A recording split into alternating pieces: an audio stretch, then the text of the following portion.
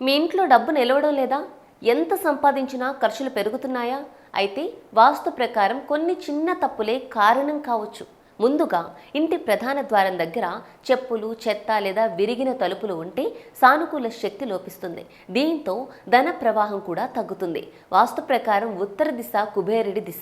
ఈ దిశలో బరువైన వస్తువులు లేదా మూసివేసిన ప్రదేశాలు ఉంటే ఆర్థిక అవకాశాలు తగ్గిపోతాయి. కాబట్టి ఈ దిశను ఎప్పుడూ తేలికగా ఓపెన్గా ఉంచాలి. ఇక వంటగది ఈశాన్యంలో ఉంటే ఖర్చులు పెరుగుతాయని చెబుతూ ఉంటారు. ఆగ్నేయ దిశలో వంటగది ఉండటం శుభప్రదం. ఇంట్లో ఎక్కడైనా నీళ్లు కారుతున్నాయా? వెంటనే సరిచేయించండి. లేదంటే అది డబ్బు క్షీణతకు సంకేతంగా భావిస్తారు. పాత విరిగిన వస్తువులను దాచిపెట్టడం కూడా మంచిది కాదు. ఇవి ప్రతికూల శక్తిని పెంచి ఆర్థిక పురోగతిని అడ్డుకుంటాయి. లాకర్ లేదా బీరువా దక్షిణ గోడకు ఆనించి ఉత్తరం వైపు తెరుచుకునేలా ఉంచితే ధనం నిలుస్తుంది. ముఖ్యంగా ఇంట్లో కాంతి, గాలి సరిగ్గా ఉండాలి.